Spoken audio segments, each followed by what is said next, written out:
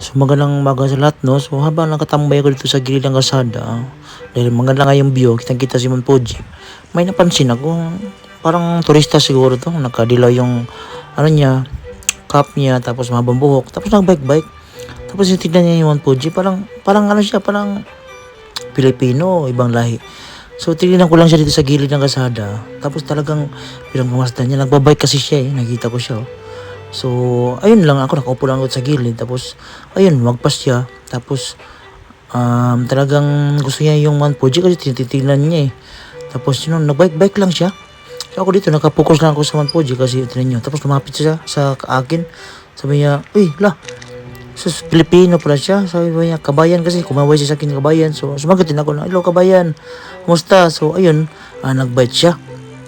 So, ano na siya sa kalsada kasi naalam niya daw yung magandang G-spot sa aming lugar. Nagbike-bike na siya sa kalsada. So, Pinoy pala talaga siya, no? So, napansin ko talagang nagbike-bike siya doon at hanggang sa parang naipag-isipan siguro niya na dahil maganda yung view, magandang lugar, walang katao-tao. So, ayun, huminto siya doon. Oh, ang ganda pa naman ang bike niya, oh. So, isang turista nakita natin dito. Sabi niya daw, nagbabakasyon daw siya dito. So ayun, habang tinitignan ko siya, nagbibideo lang ko ni Mount Fuji kasi nga maganda yung panahon. Medyo kitang-kita sa Mount Fuji dito sa lugar namin. So ayun, at tapos napansin ko siya huminto. Tapos bumaba siya ng bike. Tapos lumapit sa akin. Tapos sabi niya, pwede ba magamit yung cellphone mo? So kinuha yung cellphone ko. At ayun pala. So bumili siya ng kape doon dahil sobrang init nga daw. So sabi ko, Pilipino to. So napansin ko sa sobrang init talaga, doon ko na nakita na ayun pala, liki na kayo ang panlobot.